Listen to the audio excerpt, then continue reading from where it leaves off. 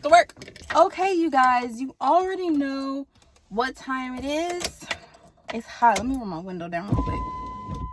It's time for us to yak. Okay, so I saw the movie Trap with M. Night Shyamalan. Ding dong. Sorry, I couldn't help myself. Okay, so let's get into it. Off rip, I'm giving the movie a 6 out of 10. I'm giving the movie a 6 out of 10. And of course, we're going to talk character, plot points, and cinematography. Cinematography. I actually loved the way it was filmed. I really enjoyed the close-ups when it was clear that, like, there was some danger or some angst or, you know, something about to happen. I loved the close-up shots. Aside from that, it was filmed pretty normal. Nothing too crazy or abstract. So that's pretty much just that on that. It was branded as a psycho thriller. I love a good psycho thriller. Lots of psycho, no thrill. Lots of psycho, no thrill. There was no jump scare. There was not even an inkling of blood. Did anyone die? No one died. Yeah, no one. Somebody died? I feel like somebody did die, actually. I saw it a while ago. I'm not gonna lie. I saw it a while ago before making this video, and I was going to write a review about it and put it on my blog, but I'm trying to get my YouTube up, so I was like, you know, let me just make a little video about it real quick. Okay, so here's how it starts. Dad and daughter going off to the concert. Daughter is lit. She's excited. Daughter, I feel you. I feel you, because one thing about me, I am a professional concert goer. I love concerts. I will sell a kidney to go to a concert. That's not true. But I might sell my kidney to go to the Stray Kids concert and get front row, barricade, VIP 1 package, meet and greet, all that stuff to get this close to Stray Kids. I might do that. I mean, I have 2 kidneys. I only need one of them anyway. So dad and daughter go into the concert, super excited. They get their seats. Everyone's lit. There's cops everywhere. Cops at the door, front door, back door, side door, bathroom door, all the doors. There's an officer at all the doors. Which, if you've ever been to a concert, you know that that's weird behavior. Because the most you're going to get from a concert is the venue security. And they don't care about anything. So the fact that they had FBI at every door, weird. Very weird. So they're at the concert. They're enjoying themselves. Dad goes to the bathroom to check his phone. So, you know, we're thinking, oh, he's going to check his phone, you know, see if his wife's at home or something like that. No. He opens up his phone. There's a random kid tied up in a basement. Well, what looks like a basement. I don't really know. That's not the point. There's a child tied up in hiding on his phone. And he just looking at it like, yeah. I like that. Like, oh, you freaking weirdo. So then he goes back, and the little girl's tweaking out. It's her favorite artist. She's on stage, whatever. And he's like, I'm gonna go get some snacky snacks. So he goes get some snacky snacks. And, oh, no. He went to get merchandise. He went to go get a t-shirt or whatever. Because I was like, I need a t-shirt. Which, girl, I feel you. Because I always get merch. Whenever I go to my concerts, I need everybody else in the world to know where I was when I wasn't where I was supposed to be. So I gotta give me a t-shirt. So he went to go get her a t-shirt. That was out of her size, but the t-shirt dude was like, oh, you know, just come back later, and I'll have more t-shirts in her size. And he was like, okay. So before he left, he was like, why are there so many officers around here? Like, what's going on? And here come t-shirt dude blabbing at the mouth. The officers told him not to say nothing to nobody. And here he go, blabbing off at the mouth. It had to be a black dude blabbing off at the mouth. He telling the dude, like, look, don't tell nobody I told you this, even though they told me not to tell you that don't tell nobody I told you this, but they're trying to catch a killer. He like, they trying to catch a killer? A killer? What? He's like, yeah, you remember that, the butcher murderer, the guy who's been, like, slicing people up around town? Well, word has it that he's in this building right now. And he ain't leaving. He ain't leaving. Can you imagine? So the guy's like, no.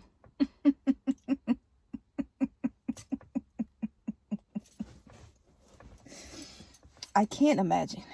He's stiff. He don't know what to do. He like, oh my God, it's me. It's me, they're gonna get me. So he start panicking, right? He looking for ways out. He looking at everything. He looking around, up and down. He like, oh my God, what do I do? He go back to the seat. So more movie goes by of him just panicking inside the building. That's literally like the first hour and 15 minutes is just him in the building panicking. It was really dope though, because there was a head lady of the FBI. She was the one calling all the shots. And the whole time she was saying things like, you know, I've dealt with this kind of person before. Mind you, she's on the speaker talking to the rest of the FBI, but we can hear it, you know, as the fourth wall, as the audience. And she's like, I've dealt with these kinds of people before. He's going to try and cause chaos. Which, as soon as she said that, he was about to pull the fire alarm to try and cause chaos. She was like, he's going to do this, and he's going to try and do this, and try and do this. And every time she would say that, it would be something that he was about to do. But he managed to get someone's microphone, like one of the cops' little microphone, headphone speaker pieces, so he could hear what she was saying that he was going to do, and then he wouldn't do it. How annoying. How annoying. He manages to get the keys. He tries to like escape in under the floor, but that doesn't work. Well, because he didn't do it. And then he just tries to do a lot of things. But then what ends up happening is the artist, I think her name was Raven or something like that. Let's go. The artist, she ends up calling someone on stage, like someone from the audience, to sing a song to them and XYZ. So he bumps into one of the stage managers. And he's like, yeah, my daughter, she's got cancer. No, she don't. She about to die. No, she not. He's telling her this long, elaborate story. And the guy's like, oh, man, that sucks, man. Well, just stay here a second. Hold on. Let me see if I can do something for you. So the manager walks off. He comes back. He's like, yeah, well, your daughter's going to be on stage with Raven. Like, yeah. So he basically gets the girl on stage. The girl goes on stage, so now dad has access to backstage because the man that talked too much told him a lot of stuff. Not only did he tell him all of that information, but then when the dad went back to go get the t-shirt, he had to go to like the whole back of the stage menus to get the t-shirt, and he brought the dad with him. He brought the killer with him backstage behind the venue. Like, what? Who hired this man? Who fired this man? Fire him right now. I lost my job. Fire him. So he brought him backstage to get the t-shirts, and first of all, he told him the secret passcode. All of the staff have a secret passcode that they need in order to get around so that they know, blah, blah, blah. So he tells this man the secret passcode. Then he tells this man the only way out is through the back door on the back of the stage. That's the only way out with no security, and that's because that's the way that the artist is coming in and out. So that's the only way you getting up out of here if you the butcher and you not getting caught. So anyway, he has this information. Now he's got access to backstage because his daughter is on stage. So they're back there, they do the 1, 2, whatever. Then they're like, okay, well, you could just wait here for her, so y'all can have a little meet and greet after the show's over. So the show's over. This man's got his daughter back there to go meet Shawty or whatever. So he back there, they meet Shawty or whatever. My man is like, hey, yo, can I talk to you real quick? Talking to the artist. He's like, can I talk to you real quick? She was like, sure, what's up? He was like, I know that this entire concert is a setup to catch the butcher. Surprise, surprise. I'm the butcher. Artist is shook. She looking like, are you dead ass? He's like, dead ass. He like, so here's what's about to happen. If you don't want to die, matter of fact, forget you. Check out my phone. You see this kid right here? I'm about to off him. And if you want to save him, you gonna let me and my daughter leave out the back door with you. That's what's gonna happen. This is where the movie starts to take a weird turn. This is where the points start getting deducted. Because before, it was a solid movie. Very, very long rising action. Like I told you, he's literally in the venue panicking for like the first hour and a half. It's just him maneuvering around the venue. Like, can we please move on? We get it. Either they're going to catch him or they're not. It really could have been a 90-minute movie if they would have caught him right in the middle of the venue. But, they just had to keep it going. That's one thing about M. Night Shyamalan. He has the tendency to pick projects that are full of potential, but not properly executed. Because this movie, full, loaded baked potato of potential. No sour cream, no cheese. Not properly executed. No bacon bits. Not properly executed at all. Anyway, so he manipulates her, or he blackmails her, whatever. They all leave in the limo. So he's like, oh, y'all can just drop us off on the corner right here. Like, my car's over here. She like, no, I want to meet your family. So the little girl's like, oh my God, you want to come to my house? She's like, hell yeah, I want to come to your crib, little girl. I want to see what y'all got going on. And the dad is like, bitch, that was not part of the plan. That was not part of the plan. She trying to blackmail him back. She like, I'm the big dog. You know what I'm saying? I am the celebrity. I'm the one with the money. I'm the one y'all came to see. I'm the big dog and I'm calling the shots. We going to your crib. We pulling up at your house. So they go to his house. They go inside. They meet mom. Mom cooks dinner. They meet the brother. They're all excited. They're like, oh my God, I can't believe a celebrity is in our house. She's asking them questions. She starts talking about the butcher. And the dad is just sitting there like, girl, I will press this button and behead this little boy. Stop playing with me. She playing games. She over there, you know, playing the piano for them, trying to scope the scenery. I'm gonna scope the scenery out. Watch out. All types of stuff. So then she grabs dad's phone, runs in the bathroom. He's uptight. Bring me my phone. He starts banging on the bathroom door. Bring me my phone. Come out of the bathroom. Bring me my phone. The mom's like, dude, calm down. Like, what's wrong with you? Like, why are you going so hard? Like, chill out. Like, you're doing a lot right now. The artist, Raven, she's the one with the phone. She goes in the bathroom. She gets on live. And she's like, oh my God, y'all help me. There's this little boy. He's, like, lost in the sauce. He's being held hostage. That's the word I've been looking for.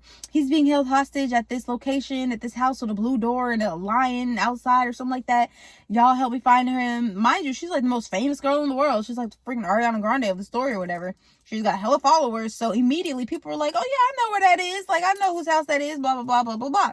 So eventually the people online, they find this kid. They call the cops. They send the cops to the place. And she's now in the bathroom in hiding, trying to avoid this angry mass murderer outside the door.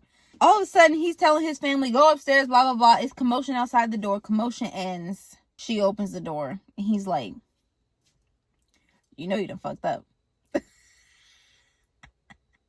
You know you done fucked up. You know that, right?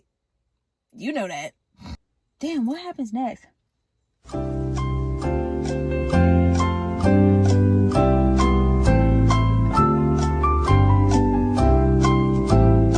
She comes out the bathroom, whatever. She turns around to the family. She like, your daddy's a mass murderer. Your husband is a mass murderer. The mom's like, what the hell are you talking about? He's like, yeah, I am. And so what? Look, you done ruined it. Girl, you done ruined it, okay? You done ruined it. Now I'm gonna have to kill all of y'all. So he about to take off. He about to take off with her in the car. But then the family, they're like, what are you doing? Like, you can't do this. Remember, y'all, I watched this when it came out back in August. It is now October. It's been a full 2 months since I've seen this movie, so I don't quite remember. But I do remember that after she came out the bathroom, the mom and the kids end up leaving. They're like, Dad, what's going on? What's going on? He's like, bro, just go somewhere. Go on somewhere. I got business to handle with this little girl and the rest of the world. So they end up leaving, and she tries to leave in the limo. The artist leaves in the limo. Then what happens? He ends up going back inside the house, and then some BS happens. Basically, I can't remember it because it was little BS. It was literal BS, and this is where the movie starts losing points because the plot just hang left. The plot took a sharp left, and I was looking at the screen like, what's going on? Like, this could have ended numerous times and it would have made sense, but now it's not making sense anymore. Anyway, long story short, she ends up making it to the little boy. The cops got to the little boy. They freed him, and the artist goes over to the little boy. So then, oh yeah, there was like a whole, you know, I think the cops did pull up at the crib. The cops pulled up at the crib too. And they took the wife and the kids away. And then the girl left in her limo to go check on the boy. And the cops pulled up on him, but he skirted off. And it turned into like a high-speed chase type of deal. Then he was in the car and they had him surrounded. The cops had him surrounded. And it was a shootout. Oh, you know what? Something like that. It was a shootout. Bang, bang, bang, bang, bang. We thinking he dead. Somehow he escaped. We don't know how. I think he crawled from beneath the car or some shit like that. And he escaped from the shootout. So he's on the run. Now the mother and the children have gone back home. Why? I don't know. Why would you send the family back home when the mass murderer is on the loose? I don't know. But somehow they've gone back home. So he pulls up at the house and the mom is there. And she's shaking in her boots. She's like, oh, shit. Hi, honey. Nice to see you again. Nice to see you, too. Let me ask you something. How did they know? Because the cops pulled up at his hideaway. How did they know? Now, the hideaway is different from where they had the little boy now. Because he has numerous places where he's doing numerous things. Like, he got hella land and stuff like that. Honey. Yes? How did the cops know where my secret lair was? How did they know which one of those houses to pull up to that my secret lair was? Because the cops pulled up at his secret lair, remember? Secret lair? What are you talking about? Bitch. Don't play with me. Don't play with me. I'm not the one or the two. How did they know what they knew? You know what? I told them. I sure did. I sure did because you was working late. And you kept working late. And I called your job and they said you wasn't there. So I thought you was cheating on me. And I was about to crash out real bad. So bad, I followed you one night. I followed you one night to that secret lair, that house that you had that lair in. And I was ready to walk in there and you and your whore. But instead, when I walked in, it was a whole bunch of creepy things. It was a chair, some chainsaws. I said, oh, I didn't know you was into BDSM like that, Bookie. That's all you had to say. If that's what you wanted, that's all you had to say. So I went ahead and called the cops. And I said, hey, my husband got this lair. It's a little fishy to me. And they pulled up on you. And that's how it happened. So you was conspiring with the feds this whole time to get me caught? Is that how they found me at the concert? Is that how they knew I was at the concert? Yup. Y'all told them you was gonna be there. Sure did. Yup. Sure did. Girl, I'ma kill you. I'm gonna kill you. Ain't that crazy? You about to be the next victim. That is crazy. But you know what? If I'ma die, I want to eat first. Because I'm a woman. And you know, I'm hungry. And I made this pie. And I think you might like it. Okay. Period. I do like pie. Give me a slice. How much sense does it make for him to eat the pie? Like, realistically, everyone knows that the pie is poisoned. And guess what? The pie was poisoned. Duh. He eats the pie. He passes out. The cops come in. They take him away.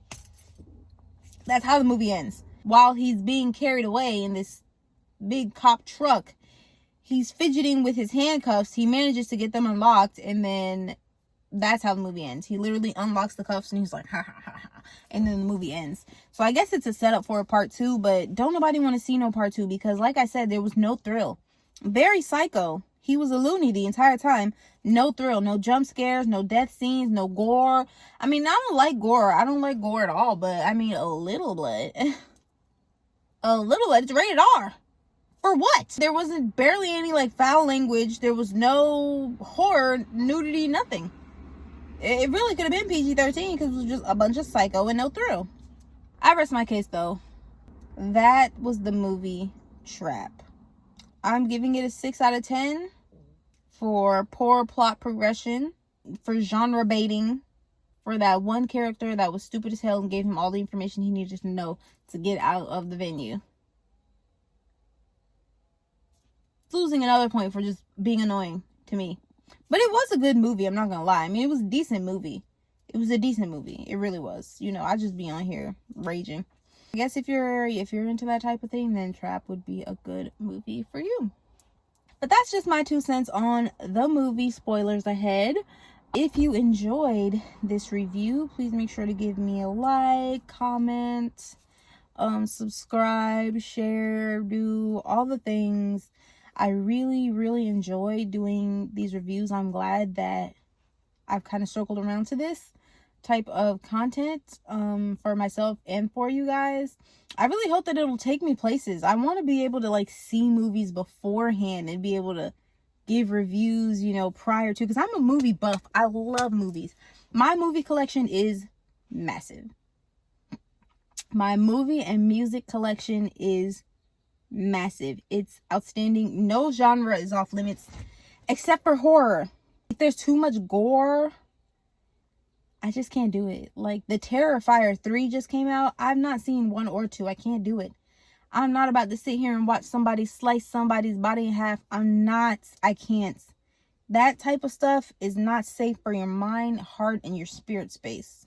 Especially if you're consuming it consistently. It's not for me.